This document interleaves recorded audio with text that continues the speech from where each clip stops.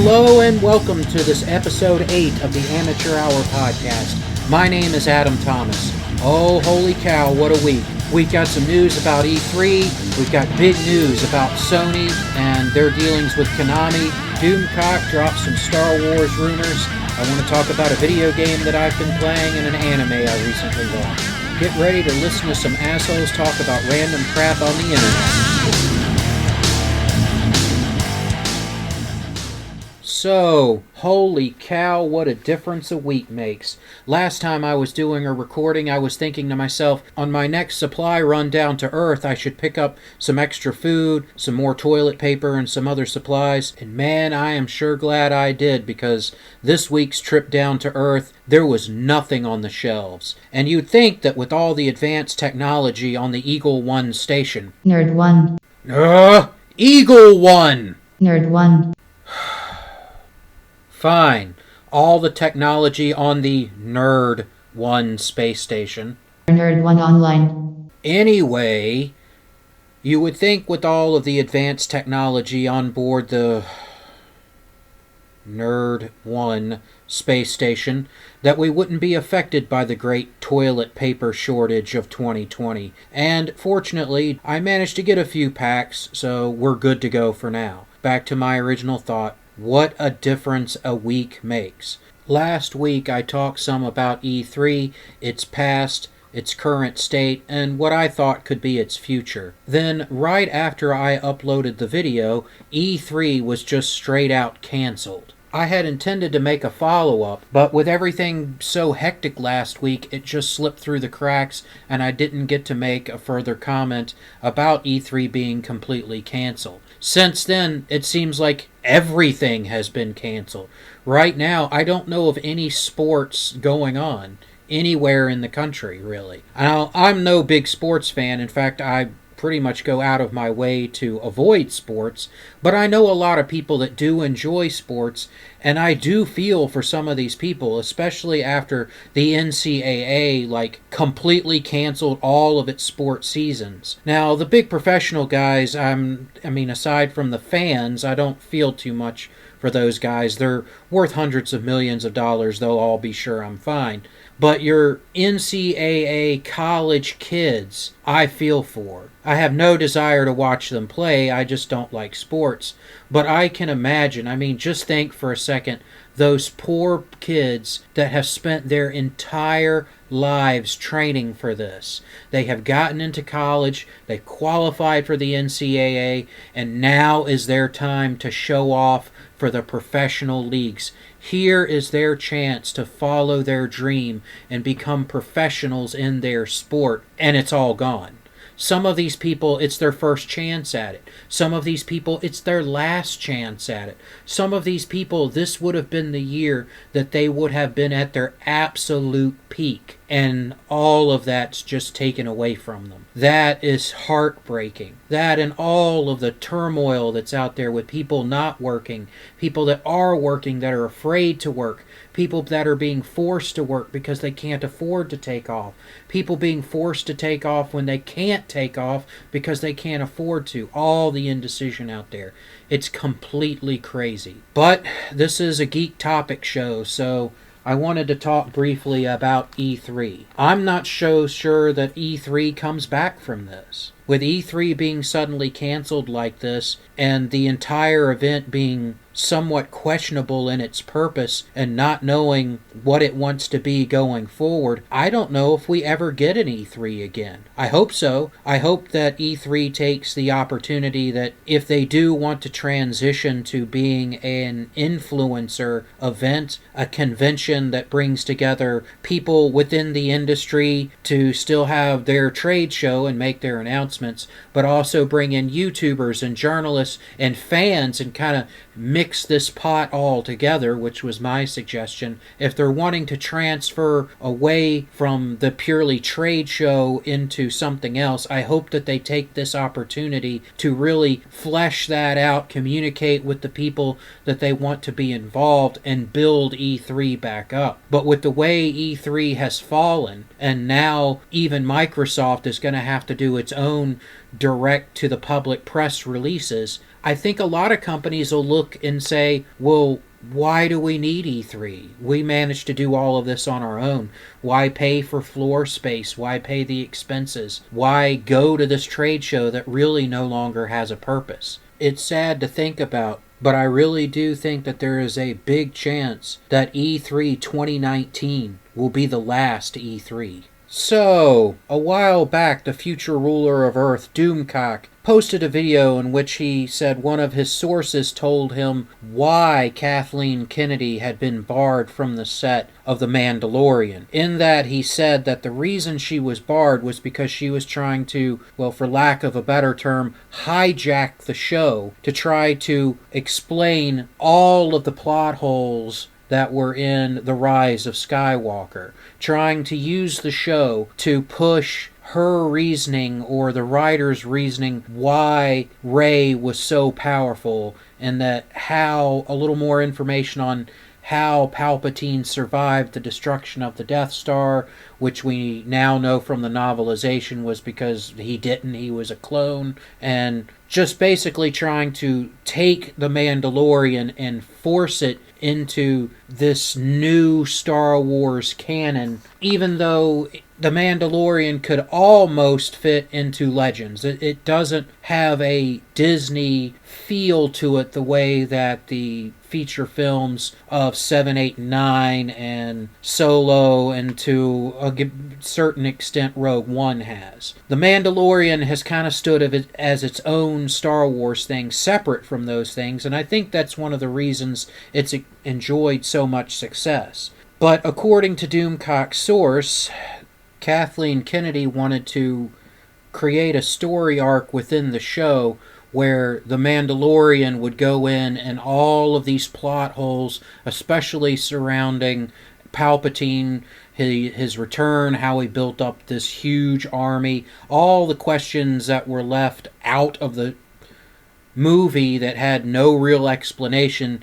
She wanted to use The Mandalorian as her platform as a way of justifying all of these insane actions that were taken in the film.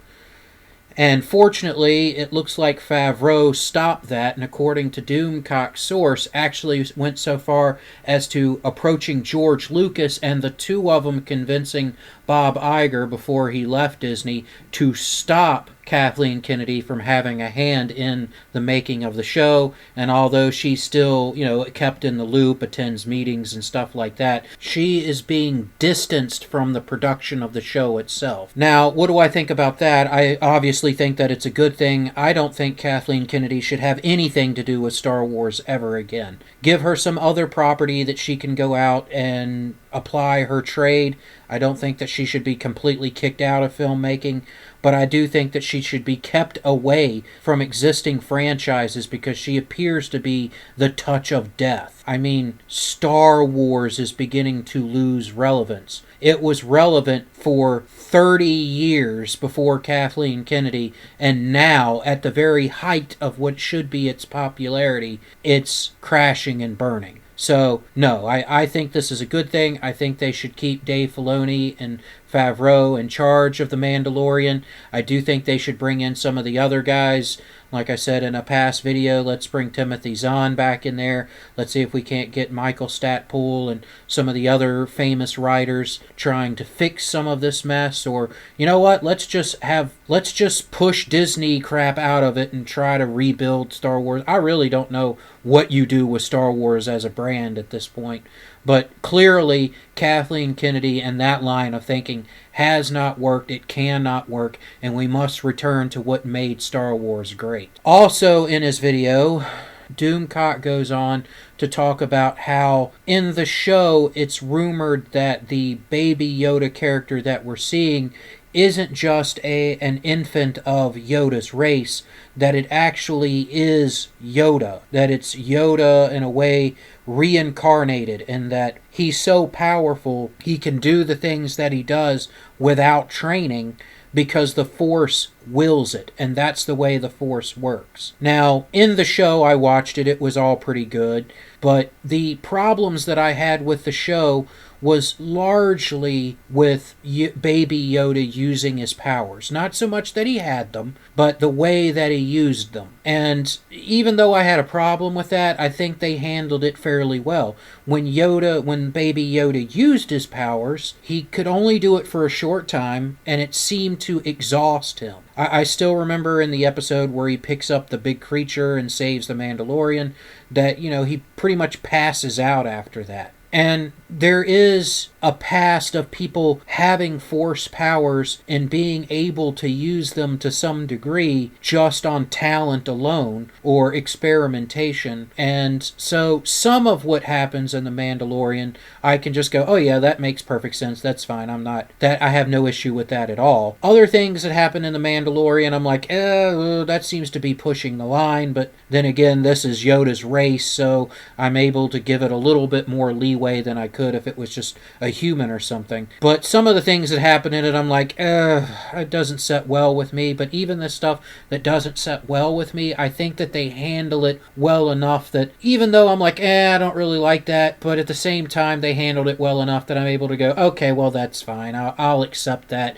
because everything else is done so well, and because they handled it well enough that I can swallow it. This is not something that was handled with Rey. Rey was able to just use powers. It wasn't like she was exhausted afterwards. It wasn't like she was using it and slowly learning how to use it, or using it and it being clumsy and not working very well. She was just able, for the most part, to use the Jedi powers with no training. And I'm sorry, that's not how the Force works. There has been no standard set before that shows that the Force can just create somebody that can just use a bunch of powers. Anakin was the key focus of everything up until the Disney changeover. Up until Disney, Anakin was accepted as being the chosen one, especially once the prequels came out. Yes, there was some debate over who was the chosen one back when it was just the original 3 films, whether it was Anakin that was the chosen one or whether it was Luke that was the chosen one.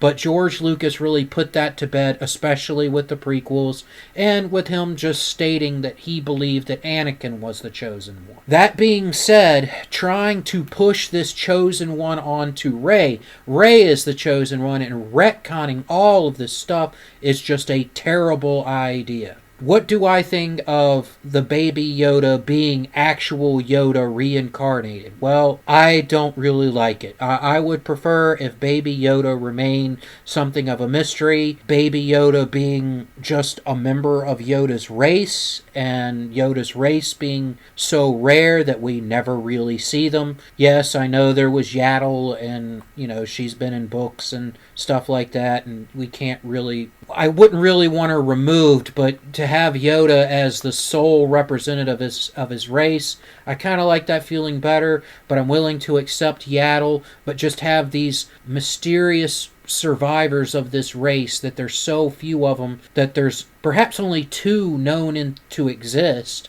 I like that idea. I like that maybe the Mandalorian doesn't really understand what he has there. Or perhaps he does. Perhaps he knows who Yoda was. I mean, completely wiping out the Jedi and all knowledge of the Jedi. Yes, the Empire did a good job of it, but maybe some stories exist, and maybe enough exists that the Mandalorian would know, hey, this looks like what the Grand Master of the Jedi Order once looked like. I like the idea of this being a baby of Yoda species more than some kind of reincarnation of Yoda. Again, that just feels forced and Disney Star Wars to me. I don't care for it. I hope that they continue down the line that they're going. I kind of hope that they give us more of the New Republic. I hope that somehow they run into known characters, that we can kind of find out more of what happened. I'd really like for them to run into Luke Skywalker and Princess Leia and Han Solo and the other main characters, but you know what? That's just not going to happen. Mark Hamill is not going to come back to do this television show, or at least, there's going to be a 90-some% chance that he's not. Maybe if they give him a good script, maybe he'd come in and do it. I don't think that he hates the Luke Skywalker character as much as maybe he used to, but I really don't think that he wants to come back to Star Wars after the bitter taste that this Disney Star Wars left in his mouth, but who knows. I do think this is a good chance to go back and find some of the characters that we left behind, some of the minor characters. Again, I know that the original actor has straight up said that he doesn't want to reprise his role as Wedge Antilles, but this would be a good story to find out what happened to Wedge Antilles. Anybody that's read the Legends continuity knows that Wedge played a huge role in galactic events after the end of Return of the Jedi. I think it would only be fair, even if they have to recast the part, to bring Wedge in. I think that would be a good idea. So, is this big news? I like to think so. Any news that takes Star Wars out of the hands of Kathleen Kennedy and Rian Johnson and J.J. Abrams and puts it back into people that actually love Star Wars instead of loving their social agenda, I think is good news. Do I think this is something to celebrate yet? No, probably not. This is probably just some people within Disney going, okay, we have a success here, we don't want this person ruining it, and for whatever reason, they haven't fired her yet, or transferred her, or something, got her away from the money tree that should be Star Wars. Why they haven't done it, I don't understand, but please, people at Disney, step in and stop this woman from destroying Star Wars any more than she already has.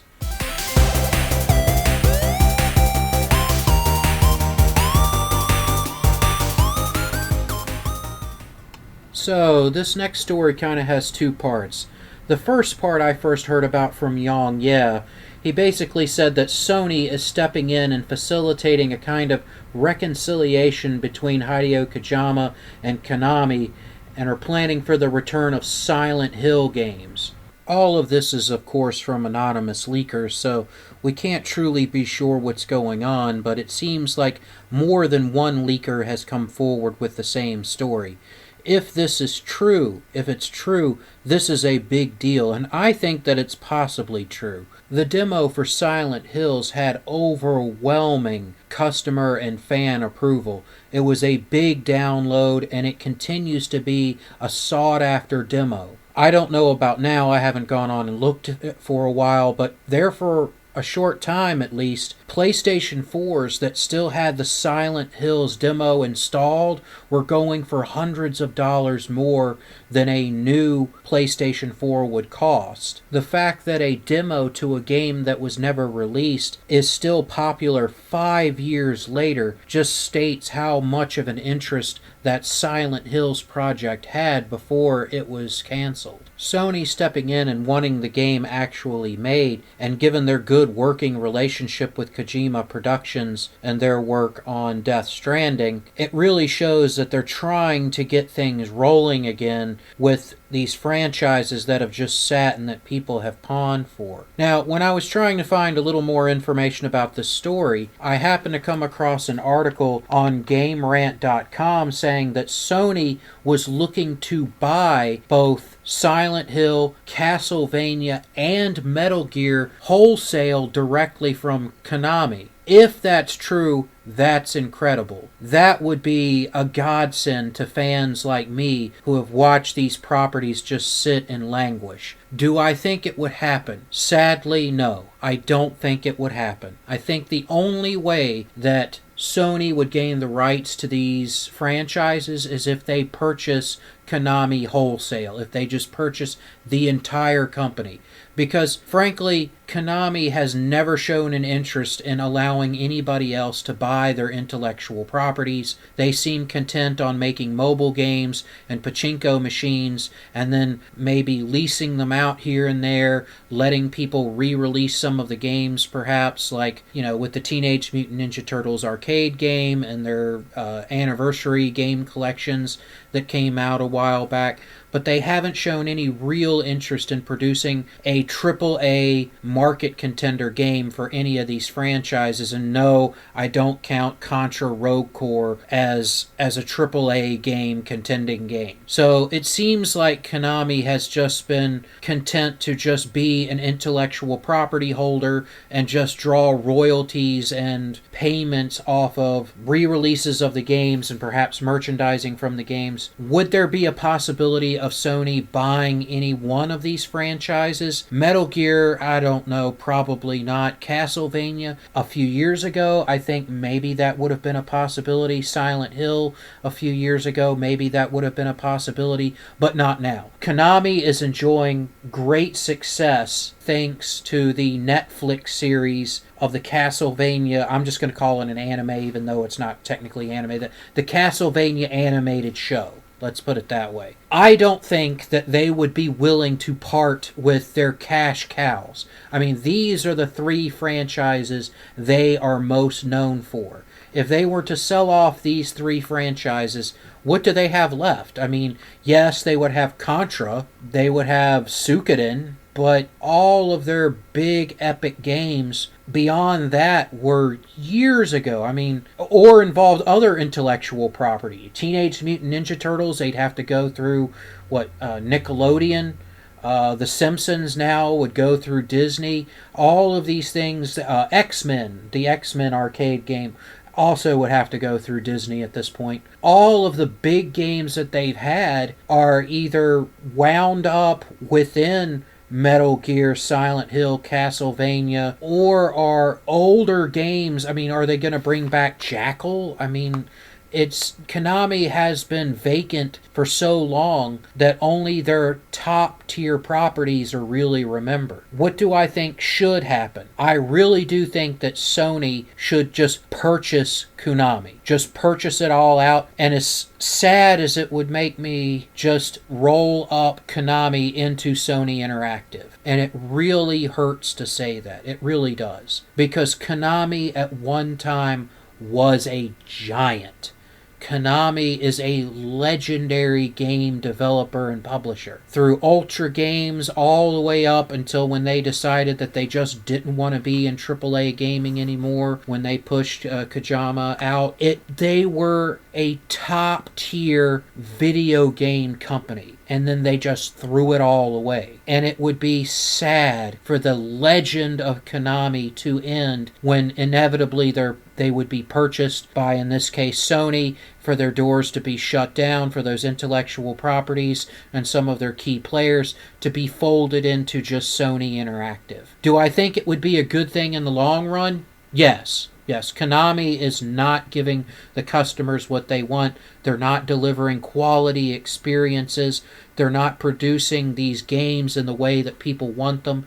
So in the long term, would it be a good thing? Yes, but it would also be a sad, sad day. Would all of their properties make a return? I don't know. But I do think that Konami is missing a huge opportunity. They have a huge backlog of games which they do release once in a while, but just, for example, re-release Snatcher. Can you imagine the money that Konami would make if they just let someone like Limited Run Games re-release Snatcher for Sega CD, if they made it a download on the PS4 store? I mean, that game alone runs, last time I checked, disc only, it was $200? That's one thing I've never really understood about video game companies, especially ones that have these really high price games. If people are willing to pay over $100 for example, Haunting Ground on the PlayStation 2, why doesn't Capcom re-release it? It wouldn't be hard, and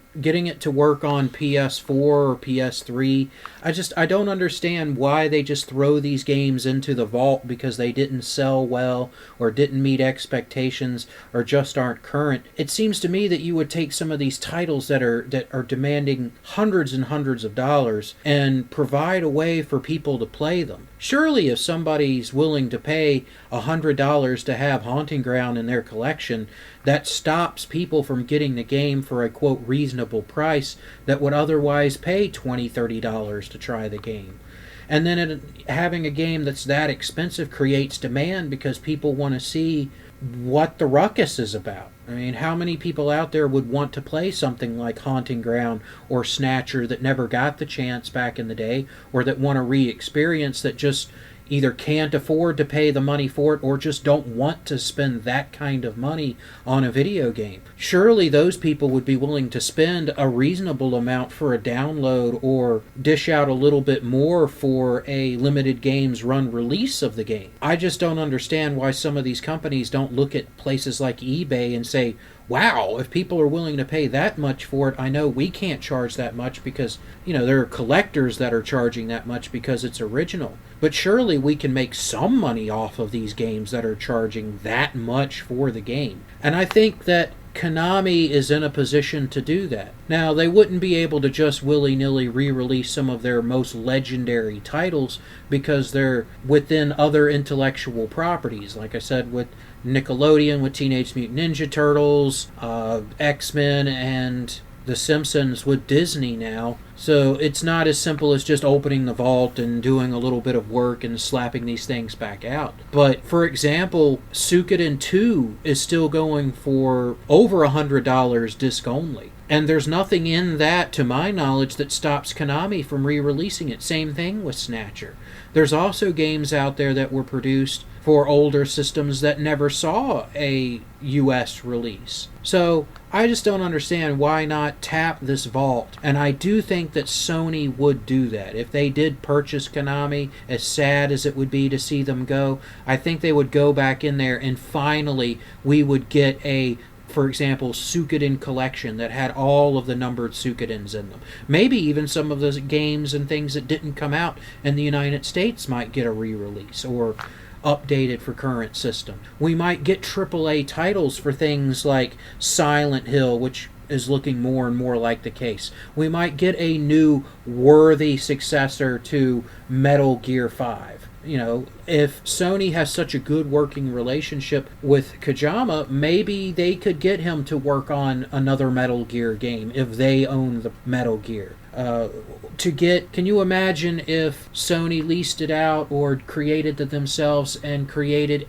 a true retro style Contra game, a new Contra game in the vein of Contra Hardcore or Contra 3 or even the 8-bit Super C and Contra games? I do think that Sony taking over Konami in the end would be a good thing, and I hope that that is where it ultimately leads. So a while back I mentioned that I had started playing another game as kind of a side thing that I was playing to Kingdom Come Deliverance. Now, Kingdom Come, I think it has the potential to be a good game, but there's just so much in it that drags it down, and I don't know if I'll be finishing it. It's really moved to the back burner at this point. The game that I started playing that has been a breath of fresh air and has really scratched an itch that's been missing for quite a while has been Code Vein.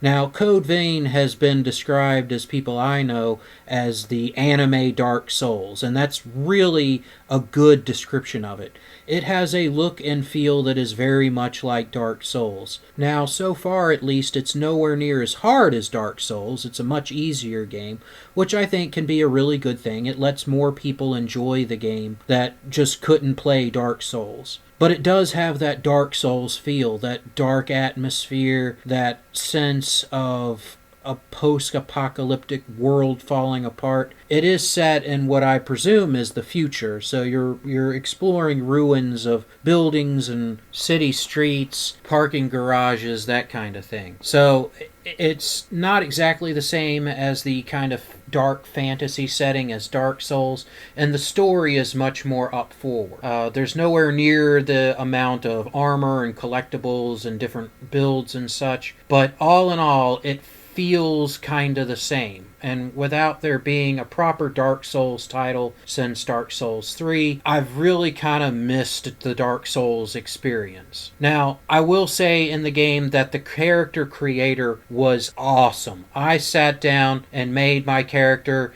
and immediately went back in and dinked around and made 2 or 3 more characters. It was just, I could spend hours just sitting there making characters. It really lets you make almost any anime anime character you could want. The only thing that I have to say bad about the character creator is that there's really no outfits. There's just a few preset outfits. It'll let you customize your character to an enormous degree, but there's only like 6 or 7 outfits in the entire game, and none of them really were ones that I was in love with. Yeah, I ended up picking one that was fine. It did its job, but I would have really liked to have seen much more clothing options in Code Vein. As far as the gameplay itself, it plays really well. It has a good, smooth gameplay, precise controls. It lets you really feel like you're playing Dark Souls. It does lack shields. You are mostly dodging and blocking with your sword, so I kind of miss that.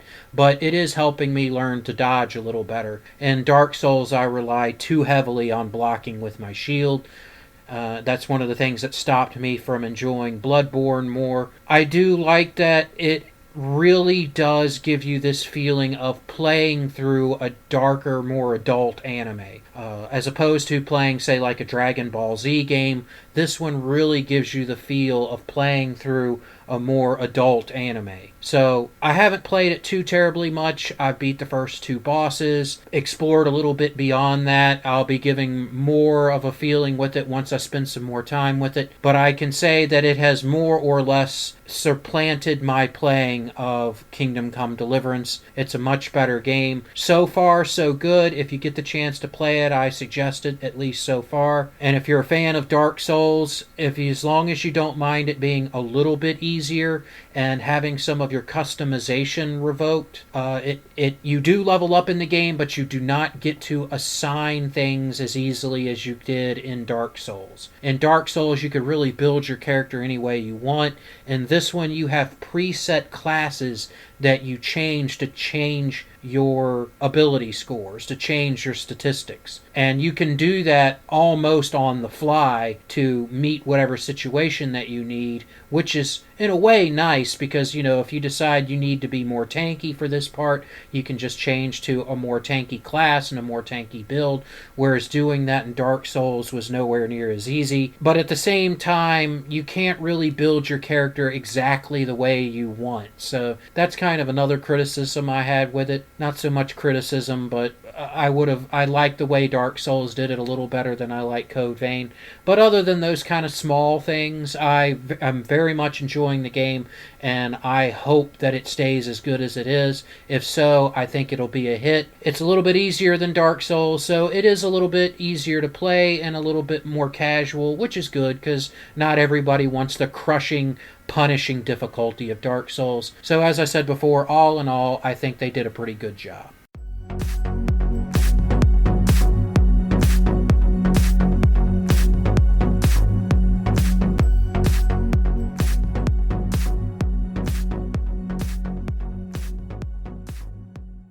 So, Zombie Land Saga. When I was first told that I was going to be viewing this show, I was only told the title. And Zombie Land Saga brought on a different visual image than what I actually ended up getting. The name alone brought on images of some type of horror anime, or perhaps maybe an epic fantasy movie, a group of adventurers going into a zombie-infested land and clearing the way and saving the day from the undead horde. So when the anime started and a cute anime girl was getting her makeup ready and running out the door saying that she was going to become an idol, I was like, okay, alright, I thought maybe it was an isekai show. This innocent little girl is going to get pulled into another world and she's going to be the savior against all these zombies and stuff. And then she got hit by a truck. So literally she ran out in the street and got hit by a truck. Then she wakes up and finds out that she's been reanimated as a zombie. And the person that reanimated her is strange, to say the least. I mean, he's basically the incompetent fool that's behind everything. And his big scheme is that he is going to create zombies of all of these girls, these cute girls, and have them form an idol band, an idol group, and become famous because reasons? sense. Like, some of his choices kind of make sense. The girl, the main character, was going to go join an idol group, so she was going to be an idol. There's another girl that he brought back that was actually in an idol group. There was another girl, little girl, that's an actor that has their entire strange backstory. There's another girl that was a courtesan, a geisha. That kind of makes sense. But one of the girls is a biker girl, and just some of the choices are strange. But strange is the entire name for this anime. It's completely off the rails. I guess it's supposed to be a breakdown, a deconstruction of your typical cutesy wootsy anime idol show. It does kind of remind me some of Love Live with the cute outfits and the singing and stuff. The animation altogether is pretty good. I mean, they do everything fairly well. It is a bit jarring because you can really see the difference when the characters are doing a musical number and they have them dancing. One way of the animation that they do is, I don't know if I doubt it's actual hand-drawn animation, but it's more traditional animation, whereas when they're doing all of their dance routines, it clearly changes to some kind of CG or different way of doing the animation because it just looks different. It has it's subtle. I mean, the characters look like themselves. It's not like it's a huge change. But the way the characters move, the way the characters look, there's a subtle change to the way they look and a bigger change to the way they move and flow. I think that maybe they built these anime character models within a computer program and then had the computer program render these dance sequences. I'm not sure how they did it, but it is very noticeable. At least it was to me. It didn't take away much. It was just a little jarring to see it change so much. All in all, the acting was done pretty well. I very much liked the story that they ended up telling. Of course, it started off like any other comedy anime, being funny at the beginning, and then about halfway through kind of dropping the comedy and becoming more dramatic and more serious. I can say that I very much enjoyed the biker girls arc. I'm trying to stay away from spoilers, but the biker girl that's in the show, each character kind of has an episode or two where they go into their past and kind of explore their character in more detail. I enjoyed the biker girls arc probably more than any of the others. All in all, it was a very strange show. There were parts of it that were really funny. There were a few jokes that fell flat. It was more than just your typical cute girls doing cute things idol show, but wasn't at all what I was expecting given the name. It was ridiculous. It was funny in parts. It was slow in parts. It had good voice acting, and honestly, it had really good music. I was surprised how well they did the music, how the voice actresses sang the songs and sounded natural. There were some very funny moments in it, not to give anything away because this happens in the very first episode, but the how they get two guys that are like metal fans that follow this idol group around was really funny. So yeah, it was a great show. I liked it. It's certainly not a masterpiece by any stretch of the imagination. Was certainly not what I was expecting. But if you want a nice show where it has some cute girls doing cute things, at least when they have their makeup on and they're not all zombified, and you want something that's got some decent music in it but isn't your typical Love Live cutesy wootsy cute girls saving the day by being pop idols, give it a shot. It was a pretty decent show. Like I said, don't expect a masterpiece, but all in all, I thought that it was well done. I was pleasantly surprised. So I know this is a nerd podcast show, but I did want to make a comment or two about what's been going on out in the world lately. Look, people, just be kind to each other. We will get through this. This is not the end of the world. This is not the first challenge from a virus or from a pandemic we have faced. I think a lot of the problem out there are people panicking and people not doing what they're supposed to be doing. For example, in Michigan, they had to end up closing all of the bars, restaurants, casinos, casinos, movie theaters, bowling alleys, all that kind of stuff, because honestly, people weren't doing what they were supposed to be doing. I was out, I saw bar parking lots packed, restaurants packed. People were not taking things seriously, even when the governor came out and said, hey, we need you guys to all kind of stay in your homes. Of course, people were the first to scream about wanting to be out of work, but there was a small subset of the population that went out and partied, and of course that ruined it for everybody else. Same thing with the great 2020 toilet paper shortage. I really don't think that it's that big of an issue. There were too many people at Walmart that were buying 10 cases of toilet paper, 20 cases of toilet paper, instead of picking up the normal one that they would get. Instead of getting one or two, they were getting 10 or 20 times what they would normally get. There was also the story about the brothers buying up all of the hand sanitizer within like 1,500 miles and ordering all they could and then trying to turn around and scalp it and sell it. People, just take what you need. Take what you need, buy a little bit extra, don't go crazy, don't buy 10 times what you need or 20 times what you need. Just be calm and the shelves would not be bare. So please, people, think about your neighbors, think about your fellow countrymen. Don't buy everything that's not nailed down. Leave stuff for people. You don't need everything. We will get through this and it will be morning in America again. Take care of each other, stay safe, think about each other, and help each other. That's all we really need to do. And hopefully this will change things. Hopefully this will change things for the better. Again, I don't like to get political in these podcasts, so I'm not going to, but everyone work together, everyone take care of each other, and we will get through this. And hopefully this will get people closer together. You'll get to spend some time with your families. Hopefully the government and other people step in to minimize the effects on people. And at the end of all of this, we're closer. Our society has been tested and improved. And like I said before, it'll again be morning in America and we'll get back to work, back to doing what we do best.